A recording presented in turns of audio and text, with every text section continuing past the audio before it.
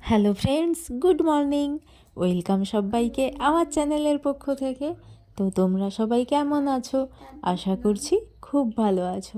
তো এই যে সকাল থেকে ব্লগটা শুরু করলাম। আসলে সকাল বলতে এখন কিন্তু বাজে 10টা।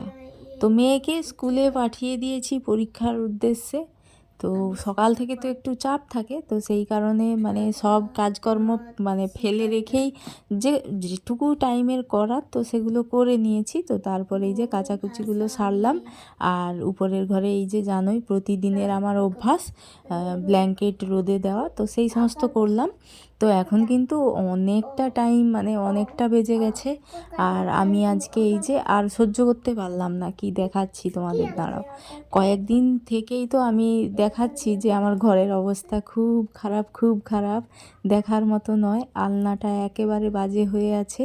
তো আলমারিতে কিছু জামা কাপড় গুছানোর ছিল, আলনাতে ছিল, তো আমারই শাড়ি টাড়ি করে তো সেগুলো এখন গুছিয়ে রাখছি। কয়েকদিন বাবদ মানে পড়েই আছে, এতটাই মানে কি বলবো, ব্যস্ততা। মানে সুযোগ হচ্ছে তো সময় হচ্ছে না, সুযোগ হচ্ছে তো ইচ্ছে হচ্ছে না, এরকম একটা মানে হয়ে যাচ্ছে কেমন জানি একটা। তো আর সহ্য হলো না, দেখো আলনাটার কি হাল। তো এটাকে তো গুছাতেই হবে। আমি পুরো মন থেকে ঠিক করে নিয়েছি যে আজকে আমি আমার রান্না করতে যতই দেরি হোক আর যাই খুশি হয়ে যাক না কেন, তো এই আলনাটা কিন্তু আমি গুছাবই। তো আমার বরমশাইয়ের যে কত পোশাক লাগে মানে কি বলবো, মানে একসাথে এতগুলো পোশাক কিভাবে লোক ব্যবহার করে জানি না বাবা। তো কয়েকটা হয়তো ইউজ করলো ঠিক আছে, তো মানা যায়, কিন্তু মানে একেবারে পাহাড় যত কিছু সব কিছুই বাইরে রেখেছে আর পাল্টে পাল্টে পড়ছে, মানে এরকম একটা ব্যাপার। পুরো আলনাটাই একেবারে জঘন্য করে রেখেছে। তো আমি সবটা গুছিয়ে গুছিয়ে, অবশ্যই আলনাটা কিন্তু আমি সেরকম একটা ইউজ করি না, তো ওই ইউজ করে। তো আমি কয়েকটা দিন অন্তর অন্তর গুছিয়ে দিই, যখন দেখি একেবারে এলোমেলো করে রেখেছে তো সেগুলো একটু গুছিয়ে দিলাম, এরকমটা করি।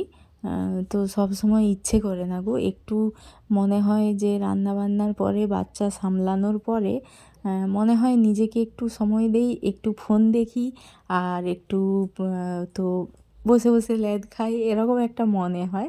তো জানি না আমার মতো কার কার মনে হয়। তো সব সময়ই তো কাজকর্ম করতেই আছি, সংসারের কাজকর্ম তো মানে সাথে আছে, তারপরে এই যে বাচ্চারা আছে, তো বাচ্চাদের নিয়ে তো চলছেই। তো বাচ্চাদের পেছনেই তো সময়টা দিতে হয়, পড়ানো, এটা করানো, সেটা করানো। তো যাই হোক গুছিয়ে নিলাম, তাও কিন্তু এই নিচের জায়গাগুলোতে কিছু কাগজপত্র, বই খাতা তো আছে এলোমেলোভাবে। তো ওগুলো এখন আর কয়েকটা দিন পরে ওগুলো পরিষ্কার করব, কারণ ওই খাতাগুলো একটু প্রয়োজনীয় কিছু আছে, তাই রেখেছি।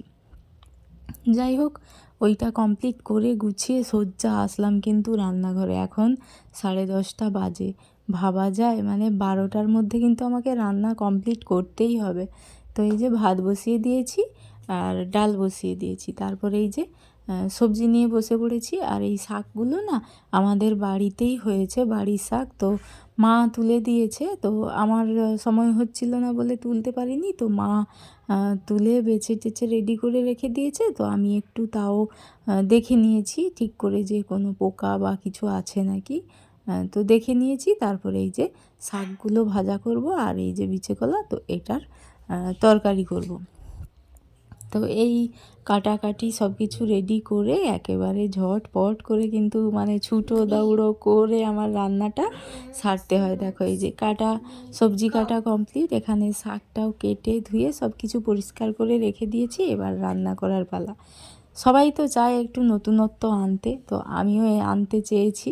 তো এই যে মসুরের ডাল রান্না করব। তো সবসময় তো ডাল রান্না করি হচ্ছে 5 ফোড়ন ফোড়ন দিয়ে, তো শুকনো লঙ্কা, পেঁয়াজ, তেজপাতা দিয়েই ডালটা করি। তো আজকে সর্ষে ফোড়ন দিয়েছি।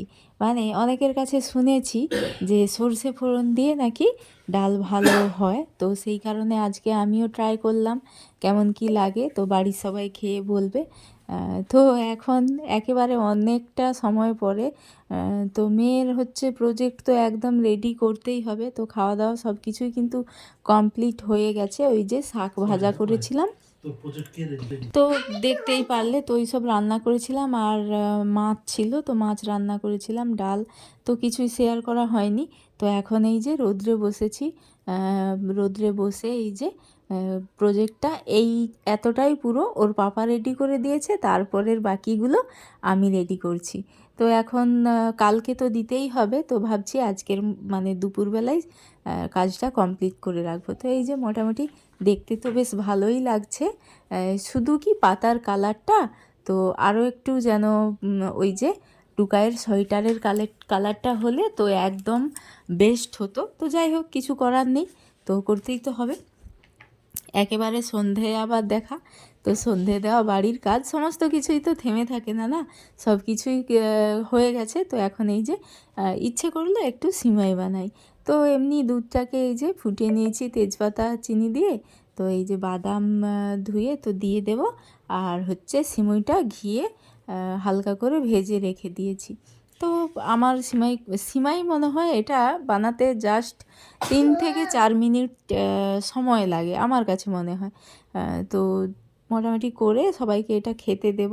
দুধটা রেখেছিলাম, তো অন্য কিছু একটা বানাবো, অন্য কিছু বলতে গোকুল পিঠে বানাবো এরকম কিছু মানে ভাবছি 2 দিন থেকে।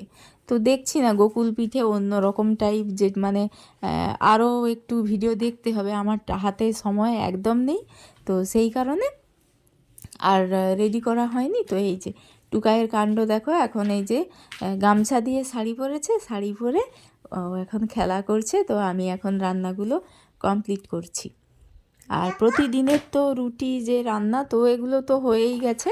আর আজকে হচ্ছে রাতের খাওয়ারের না কোনো সেরকম চাপ নেই, কারণ বরমশাই বলেছে যে রুটি খেয়ে নেবে, তো সেই কারণে না রুটি খাবে বলেছে, তাই এই যে সিমইটা বানিয়ে নিচ্ছি। আর আলু ভাজা বানাবো, তো আলু ভাজাটা না আমার ঠিক সঙ্গে সঙ্গে আমার ঠিক মানে ভালো লাগে, ওরকম ভেজে রেখে দিলে ঠিক ঠান্ডা হয়ে গেলে আমার নিজেরই পছন্দ নয়, তো বাড়ির সবার কি পছন্দ হবে। তাই এই যে কেটে টেটে রেডি করে রেখে দিলাম, তো একেবারে যখন খাবো তো তখন একেবারে গরম গরম রান্না করব, মানে ভাজা করব। আর এদিকে সিমুইটাই রান্না হয়ে গেছে, তো রেখে দিয়েছি চাপা দিয়ে। তো এই যে কালকের ঘুগনি একটু ফ্রিজে ছিল, তো এটা এখন খাবো, মুড়ি খাবো। তো চলো, আর সেরম কিছুই নেই, তো ব্লগ এই পর্যন্ত। সবাইকে টাটা, গুড নাইট, আবার দেখা হচ্ছে নেক্সট ব্লগে। ততক্ষণ তোমরা ভালো থেকো, সুস্থ থেকো, টাটা।